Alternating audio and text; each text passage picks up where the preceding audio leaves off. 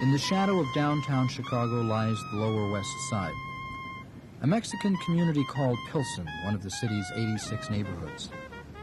Walking Pilsen streets, you can see reflections of many American communities, high unemployment and low income, houses reduced to rubble, and young men with nothing to do.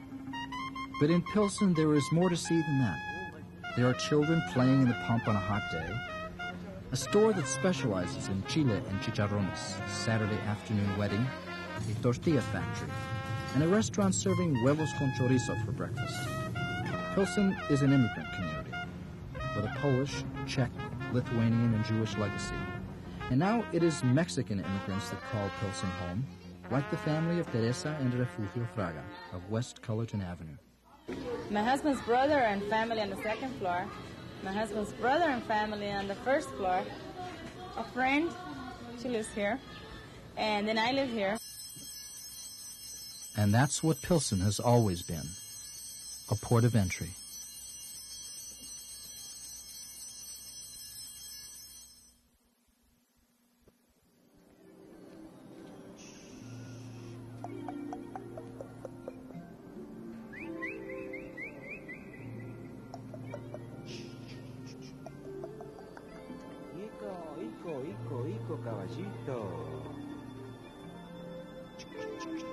Northern Mexico, rugged, green, fertile, but with too few jobs for too many people.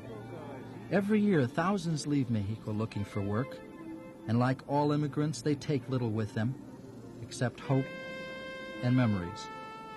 Like Teresa Fraga's. We lived in a small town. We knew everybody. It was nice. There were a lot of things that we wanted, but yet were content. I would say that I was happy.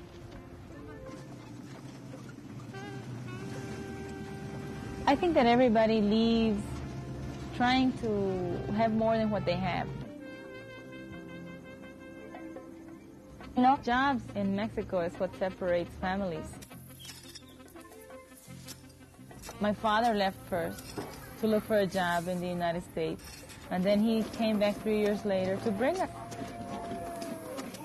I didn't understand then why we were coming to the United States.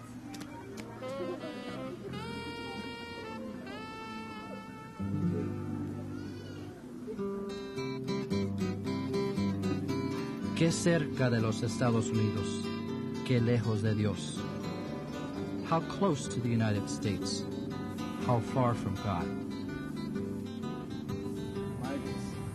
To you, this is an international boundary, right? That's the dividing line between two sovereign nations. To you, it's an entirely different world over there. To these people here, it's the same thing. This is just a span that they have to cross. Our main concern with the aliens is not along this border here. They can move freely up and down the border within a 25-mile limit. Once they pass that 25 miles away from the river and go into the interior of the country, these are the people who are going to stay in the United States. They've become permanent residents. The unemployment rate in Mexico, it's 40%, approaching 50%. As the economy in Mexico keeps going downhill, we're going to get more of these people over here. Take a look. How could you keep them out? How can you keep these people out? And you got like 1,500 miles of river, of border. I remember vividly when we crossed the river, because the ones who were doing it illegally, and we were coming illegally. Nobody knew like that we were crossing the river. I think that everybody leaves because there is something more over there. And as for so many who leave Mexico, Teresa Fraga's family found work where another hand is always needed, in the fields of Texas. And later, when she married Refugio, they became migrant workers.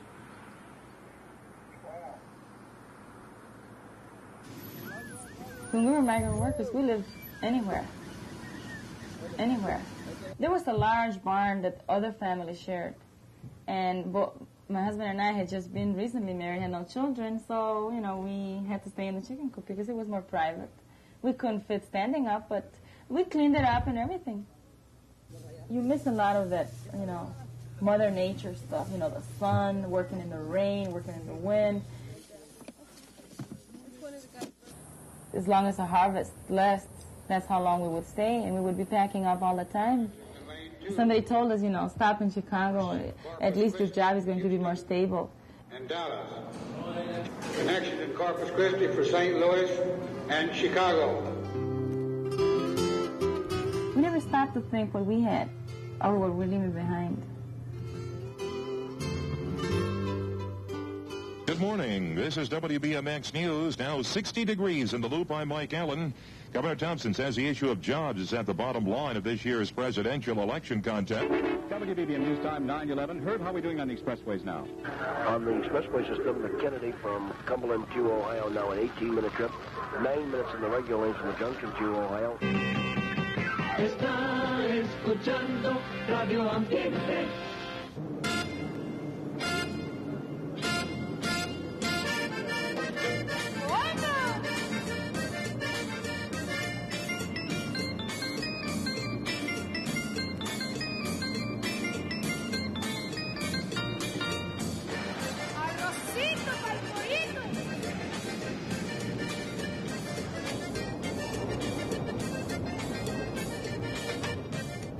When I came here, I didn't even pay attention to the name of the street. I didn't pay attention to how long this block was or how it looked. I wasn't even looking at the city as a whole or at the community as a whole. I didn't even see it as a Mexican community. I guess what was hard is to try to understand, you know, or to be understood by your neighbor who thinks that your kids are making noise and, you know, your kids are on the fire escape and, you know, that what was hard for me, like for the first 3 months, I was about to deliver. I took a chance and delivered my baby at home because we had no money, no insurance. In a way that was hard because you're in a different setting. It was hard because we don't know nothing around this area. There's one thing, it was hard for us because every time we want to go out someplace, we don't know the area, we might get lost. Before, I would be around the community all day long. Something happens, you go in and you hide, you don't want to be part of it, you don't want to see it, you don't want to do anything about it. I think that's different now on this block. Something's happening, I go out there and I'd rather find out what's going on and do something about it. It's nice to have security in your mind, to know where you're going to go to sleep, and to know that you've slept there for 10 years, you know, that's a good feeling. What's the recipe? Tortillas? Cheese? Onions as a filling, onions and cheese as a filling, tortillas, chile ancho, and blend it, that's all. I have to make flour tortillas every morning. Not that I have to.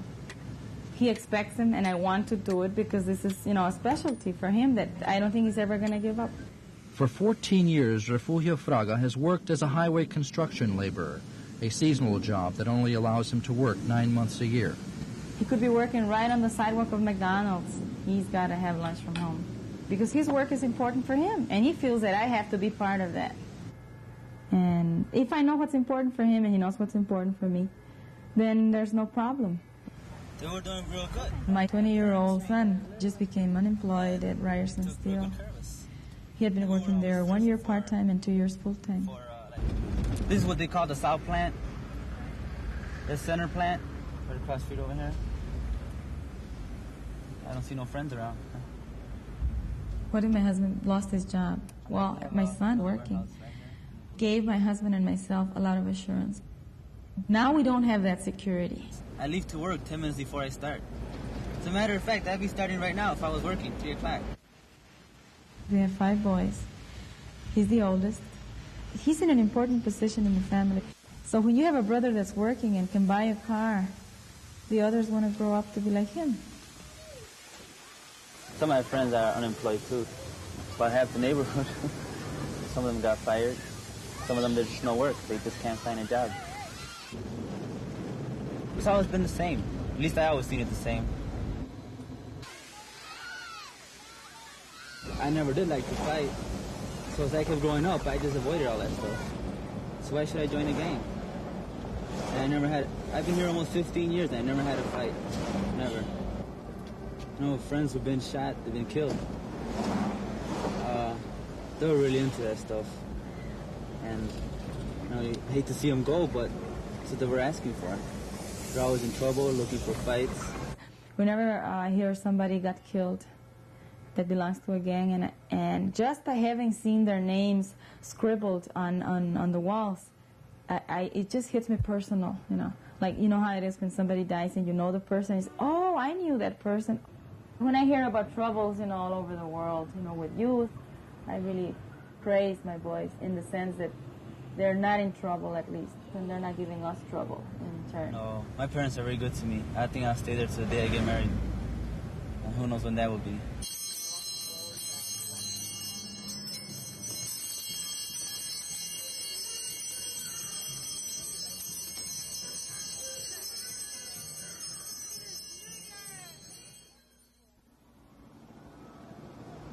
Other people, I think, that don't know Pilsen, that don't have anything in Pilsen, might see it as a bad place to live.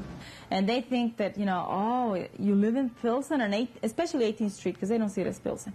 You live on 18th Street, that's awful, but how have you survived, you know, with all the gangs there and everything? I think it's okay to feel that way if you can find a better place. I mean, why not? For some, Pilsen used to be a better place, without the 20% unemployment or the vacant lots where houses once stood. I was born and raised in the area back in 1922. In those years, it was a great community. People were involved with kids. People were out in each other. Today, there isn't anything like that. The kids don't play sports. There's no place for them to go.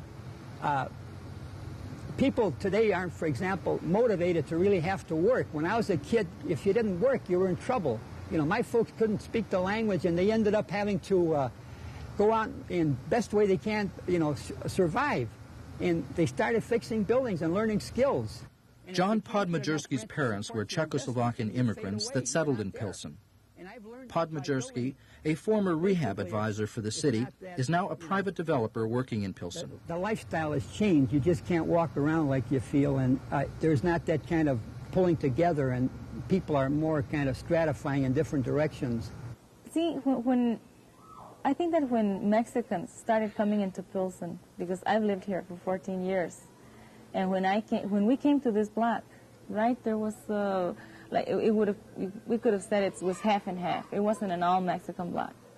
And then we remember what it was like when we were out there. Like, people would turn the other way, and people weren't too receptive, you know, to us. And we know how our kids were, you know, like, kind of put aside or given that kind of look where you're not wanted. And people live here long enough to make a few bucks and move on to a different environment, because the average person does not feel that there's any roots here. I see there's roots because it's a great location. The expressway, within the last 4 years, for example, like I said, there's been a lot of changes. We got Printers Row, we've got Dearborn Homes, Chinatown's been going wild. All around us has been upgrading. I'm looking for the day when Pilsen becomes part of that upgrading process. Pilsen is a low-income area where less than 20% of the residents own their own homes. So who is responsible for upgrading the community? Is it families like the Fragas? Private developers like John Podmajersky? Or does the burden fall on larger shoulders? I think with the mayor's emphasis to the neighborhoods, you're finding a direction of revitalizing all the neighborhoods in the city of Chicago. There are many blocks in Pilsen which will not be, no buildings would be torn down. We hope that we can work out a program which rehabilitation will be the main emphasis in the Pilsen area. Peter Laporte, an urban planning administrator, is concerned with improving Pilsen. But in a city the size of Chicago, an $8 million budget doesn't go far. I've walked 18th Street, I walked Blue Island, I walked Ashland, all, you know, the perimeters inside the streets, individual streets. There's a lot of work to be done, I agree. And it all can't be done in 1 year, and that's the thing that has got to be understood, that there's not enough money in the community development program to fund every program in every neighborhood in 1 year. It has to be worked out over a series of programs, a series of years. Look at where the money goes. All you have to do is take a look at, you know, if it comes to parks or if it comes to streets and sidewalks. The city has, you know, as far as the schools, the park districts, all whatever city agency might invest, they've done nothing here. The city has literally, I hate to use the word, milked this area. I know the city won't take care of us, for sure, you know. And if they do, it's because we're going to say, hey, you know, raise our hand and say, hey, city, we're here. You have to, this is what we have coming, this is what should happen, and it's not happening. I think the big concern comes from within Pilsen, that they feel that they are going to be ousted by profit-making developers. Well, I tell you, I've learned it's a matter of survival. You know, it's when an area is dying, I mean, you just can't, if you buy a building in a dying area and you fix it, at some point, you know, you spend so much money, at that point you got to charge rent. And if you can't get enough rent to support your investment, then you fade away. You're not there. When you have these sections that are already kind of been taken over, how, you know, a block by block or building by building, and you see the same pattern and the same buyer, then he can easily become an enemy for the fact that he displaces families. I'll tell you, let me just say up front, I don't think I've ever kicked any family out. Most of the buildings that I have developed have been hovels that would have been torn down by average people. And even all this property would have been torn down. I've got pictures before here. It was a disaster. If I hadn't had the experience of seeing beyond, and I hadn't had the urge and desire and the strength to go through with the deals. He buys a building, he tells the families, I'm going to fix up. I mean, that's a very good excuse all the time to get rid of your tenants. I have to fix up. They leave, and when he rents it, he doesn't rent it to a family. And we're a community of families. Podmajersky's rents are in the $200 to $250 a month range. And while this is not extremely high in today's housing market, it still is about 2 times more than the average Pilsen resident pays for rent. For the people who live in Pilsen now, already saddled with high unemployment, there is a growing fear that they will be forced out with nowhere to go. And if Pilsen should become fully developed, it will no longer be a low-income neighborhood that gives immigrants a foothold. I like Pilsen. Yeah, I feel it's a port of entry for artists. It's a good environment to do artwork in. I like it because it's a neighborhood as opposed to the condominium of the near north side. And the environment that's here is quiet, and you're able to get a lot of work done. Stan Edwards is a Pilsen resident that lives in a Podmajersky development, created especially for artists. Edwards, a commercial designer, was drawn to Pilsen for one of the same reasons that attracts immigrants: affordable housing. If an artist makes $12,000 a year down here, that's a lot of money. And that's not a lot of money by American standards today. I do think that, you know, artists too need a home. I enjoy the artists. They've given me an opportunity to develop property where if I didn't have them, I could never develop these properties because I could never survive the marketplace. Where can we afford to live? This is where we came first, and this is what we know, and this is where we want to stay. The only way you're going to fight the slum environment is creativity. You know, you can't do it with government money. You can't do it with, you can't do it with average people. You've got to rise above it. This piece, the bird and the tiger, was down at Navy Pier in this show sponsored by the city last month. These pieces are hard-edged constructivist style. Most of the people I talk to when I go to Panaderia or one of the restaurants up on 18th Street in Nuevo Leon, oh, you're an artist. Oh, they like that, and they like to talk to you about it. And if they're from Mexico City, we usually talk about Diego Rivera and Orozco, and they get very interested and excited. Artist studios are hard to find, and John's done a remarkable job here making these spaces available. Sure. They have to live too, but you know, what's wrong with us wanting to live? Because it has been, this has been the case all the time, that if we don't look after ourselves, no one's going to look after ourselves.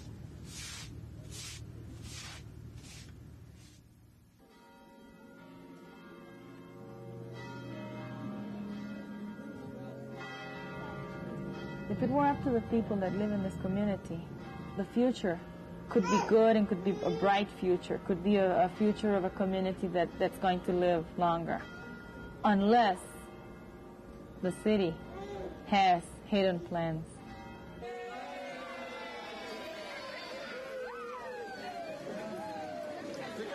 the thing that holds us here is my husband's job.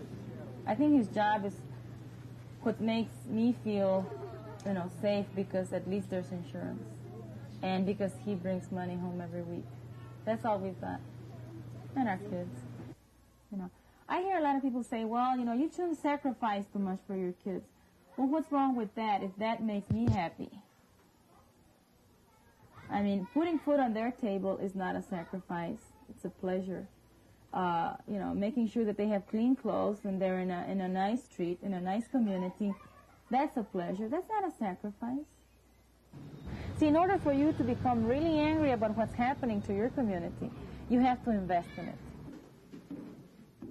When we came here 14 years ago, we had no commitment to anyone because we were planning on going back. Buying a building is making a commitment. We hope that this will be bedrooms up here and have the kitchen and living room downstairs. The building that we bought was built in 1885. I can't believe it that it's almost 100 years old and that we bought it. When the community looked bad, it was going to be torn down. Now that it sort of looks good because of the efforts of the people that are living here, people want to come back. I guess every day here on this block you'll hear a hammer or a saw somewhere. I'm very happy if a Mexican or Latin or whatever kind of person rehabs, because if he fixes this building, he's reassuring what I'm doing. I see, for example, some of my artists have gone in the area and bought buildings and have been gutting them. What I'm doing here is vacating alleys, turning buildings inward, creating interesting environments, setting up atmospheres and setting up where people can get together and communicate. I'm building in the sense of security and sense of community. And, in assembling buildings, I usually try to buy them, together so I can kind of expand from a central core. For example, there's this piece of property called the Brewery. It's at 18th and Canal. It consists of about 25 buildings. The buildings are small buildings, and they lend themselves ideally for an artist habitat commercial space kind of thing. It's the kind of thing that's being done in Boston, in New York, in San Francisco. The way I feel about it being turned into an artist colony, it won't help the community.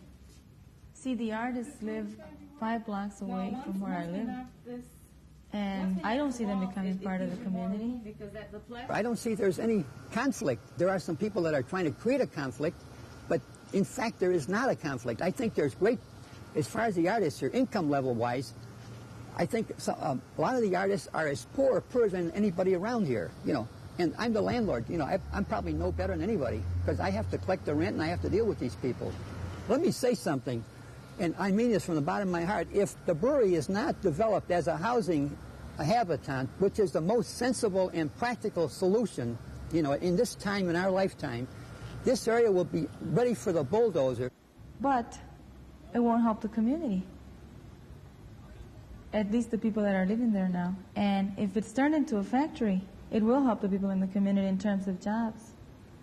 Like I pointed out earlier, over there at 22nd and Racine, there's a brand new modern 2-story building with half the space of the Brewery that's been vacant for 3 years. If people were concerned about jobs, that's in the heart of Pilsen. Why weren't they at that time concerned about fixing those, about getting some developers there, about getting government involved with jobs?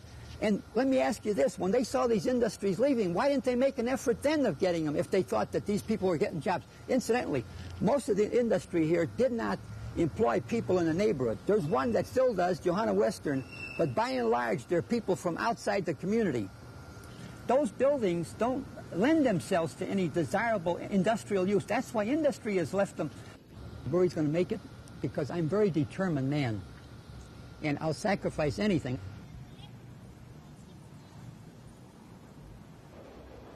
See, in order for you to become really angry about what's happening to your community, you have to invest in it. I've invested time in this community. We want to stay. We need to be here, and so far our family has never been chased out of anywhere. Every time that we have moved because we think that we're moving to something better, and I think that we're in that better place now. At least there's more options, more possibilities.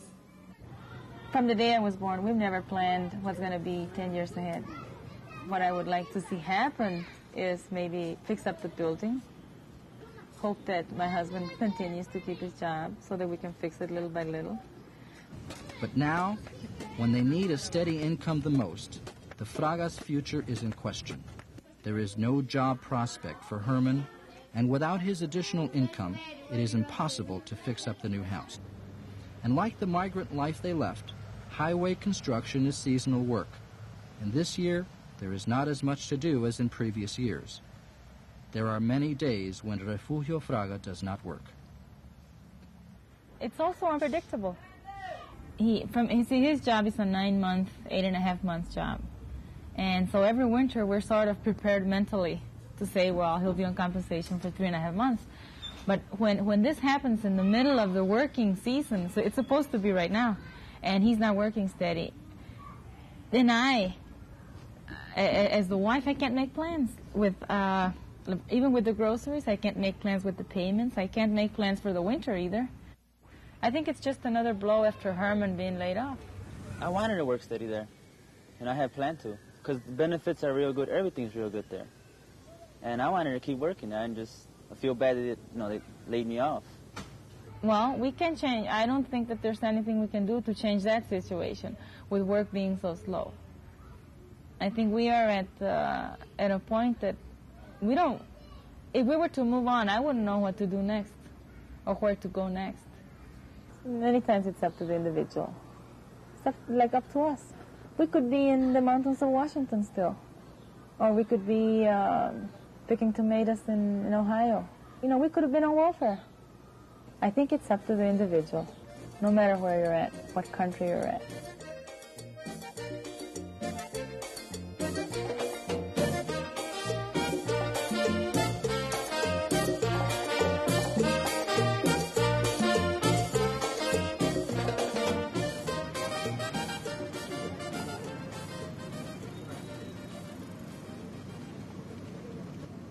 $1.5 million immigrants from all over the world cross borders into the United States every year.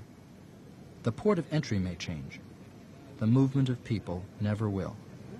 Take a look. How could you keep them out? How can you keep these people out? And you got like 1,500 miles of river, of border.